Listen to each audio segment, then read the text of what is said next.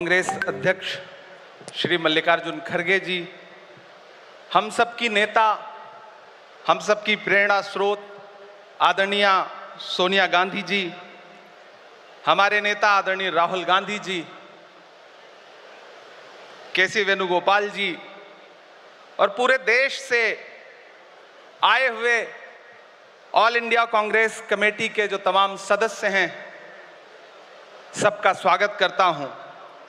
ये किसने कहा आपसे आंधी के साथ हूं, ये किसने कहा आपसे आंधी के साथ हूं, मैं गोडसे के दौर में गांधी के साथ हूं।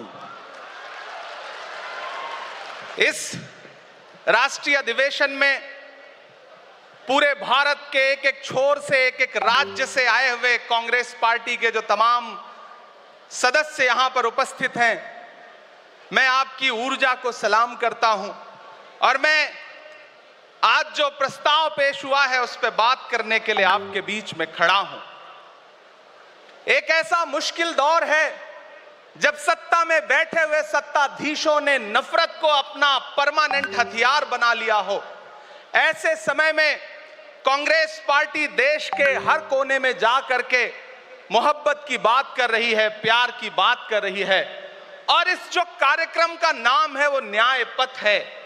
न्याय पथ यानी कि इंसाफ का रास्ता, और उस इंसाफ के रास्ते पर अपने अतीत की विरासत को संभाल करके, संजो करके लेके चलता हुआ एक ऐसा न्याय का योद्धा जिसका नाम राहुल गांधी है, जो हम सब के लिए प्रेरणा का स्रोत है। मैं गुजरात में खड़ा हूं, जो महात्मा गांधी का गुजरात है, जो सरदार वल्लभ भाई पटेल का गुजरात है। तो मैं इस गुजरात में खड़ा होकर के अपने अतीत और अपने वर्तमान को मिलाता हूं तो मैं ये महसूस करता हूं और फख्र से सोचता हूं कि मैं वो हूं, मैं कांग्रेस का अदना सा एक वो सिपाही हूं जिसकी जड़ें जाकर के महात्मा गांधी से मिलती हैं और जिसके कदम जाकर के राहुल गांधी से मिलते हैं। मैं सौभाग्यशाली हूं कि मैं कांग्रेस पार्टी का एक अदना सा सिपाही हूं।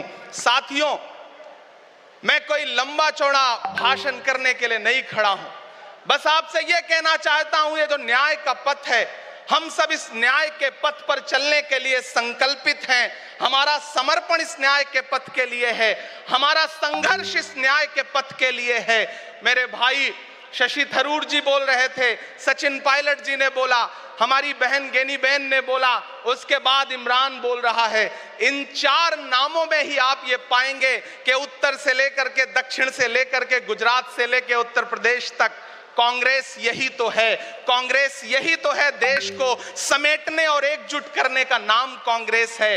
मुझे याद है कि जब कन्याकुमारी के साहिल पर खड़े होकर के, समंदर के साहिल पर खड़े होकर के हमारे नेता राहुल गांधी जी ने कहा था कि मैं 4000 किलोमीटर चलूंगा, एक नारा लगाऊंगा, नफरत छोड़ो भारत जोड़ो। हम सारे लोग उनके कंधे से कंधा मिला करके, उनके कदम से कदम मिला करके 4000 किलोमीटर चलते रहे। मैंने देखे हैं राहुल गांधी जी के पांव के छाले, मैंने देखा है उनका बहता हुआ पसीना। लेकिन हम आपसे पूछना चाहते हैं और इस स्टेज पर मौजूद कांग्रेस पार्टी के अपने तमाम वरिष्ठ नेताओं से भी ये निवेदन करना चाहते हैं कि जिस पथ पर, जिस इंसाफ के रास्ते पर राहुल गांधी इस मुश्किल वक्त में निकले हैं, हम उस लड़ाई में किस तरह से, कितने जोश के साथ राहुल गांधी जी के साथ खड़े हैं, यही तय करेगा। राहुल जी ने कहा है कि अगला निशाना, अगली जीत, अगला राज्य जहां कांग्रेस पार्टी जीतेगी वो गुजरात होगा। तो याद रखिए कि हार तब होती है जब ठान लिया जाता है, हार तब होती है जब मान लिया जाता है, जीत तब होती है जब ठान लिया जाता है। अगर हमने ठान लिया कि जहां से आज सत्ता के शीर्ष पर बैठे हुए लोग नफरत परोसने का काम कर रहे हैं, असमानता का काम कर रहे हैं, संस्थाओं को कुचलने का काम कर रहे हैं, उनके खिलाफ अगर हमने उन्हीं जड़ों में जाकर के मेहनत की हिम्मत दिखाई तो मुझे पूरा यकीन है कि जिस तरह अंग्रेजों के खिलाफ लड़ते हुए कांग्रेस पार्टी ने इस देश को स्वतंत्रता संग्राम के जरिए आजादी दिलाई थी, तो ये लड़ाई भी उस स्वतंत्रता संग्राम से कम नहीं है। उस लड़ाई का नेतृत्व महात्मा गांधी जी कर रहे थे, तो इस लड़ाई का नेतृत्व राहुल गांधी जी कर रहे हैं और हम सारे लोग राहुल गांधी जी के साथ खड़े हैं। हो सकता है कुछ लोग इस सफर में, इस मुश्किल सफर में छोड़ के चले गए हों, उन्हें नजरअंदाज करिए और एक नई पीढ़ी, एक नई ऊर्जा के साथ राहुल जी के साथ खड़ी हो। मैं तो कहना चाहता हूं कि कांटे गुल के साथ नहीं चल सकते हैं, बुज़दिल खुल के साथ नहीं चल सकते हैं, रास्ते में जो छोड़ गया उसे जाने दो, सब राहुल के साथ नहीं चल सकते हैं। आप सारे लोग, हम सारे लोग और इस देश के लाखों लाख करोड़ों करोड़ लोग राहुल गांधी जी के साथ खड़े हैं और यहां खड़ा होकर के इस देश के पिछड़ों को, आदिवासियों को, दलितों को, अल्पसंख्यकों को मैं सबको भरोसा दिलाते हुए इतना कहना चाहता हूं कि मेरे भाई, कांग्रेस ही है जो आपकी असली लड़ाई लड़ रही है। मुझे वो दिन याद है कि ये सरकार जब एक बिल लेकर के आई तो रात के 3 बजे भी आदरणीय सोनिया गांधी जी राज्यसभा में मौजूद थी इस देश के लिए, इस संविधान के लिए लड़ाई लड़ने के लिए, और राहुल गांधी जी भी लोकसभा में मौजूद थे उससे एक दिन पहले। जिस संजीदगी के साथ वो लड़ाई लड़ रहे हैं, हम सारे लोग उनके साथ खड़े हैं। और मैं ज्यादा भाषण नहीं करूंगा, जाते जाते बस आपसे इतना कह के जाना चाहता हूं साथियों कि ये न्याय का पथ और एक छोटी सी कविता, और उस कविता का जो शीर्षक है, उस कविता का जो हीरो है वो मंच पे मौजूद है। मैं चाहता हूं पीछे तक एक बार दोनों हाथ उठा करके तालियां बजाएं। मैं अगले 1 मिनट के कविता सुना करके यहां से आपसे विदा लूंगा। कन्याकुमारी से जो सफर शुरू हुआ था वो अहमदाबाद तक लगातार जारी है और आगे भी जारी रहेगा। और कल ही राहुल जी परसों बिहार से लौटे हैं, तब ये कविता मैं सुनाता हूं कि उदास मौसम बदल रहा है, उदास मौसम बदल रहा है, धुएं का पर्वत पिघल रहा है, दिलों में लावा उबल रहा है। सुबह सुबह जब हुजूम लेकर सफर पे निकले तो यूं लगे है कि जैसे सूरज निकल रहा है। वो चल रहा है, वो चल रहा है।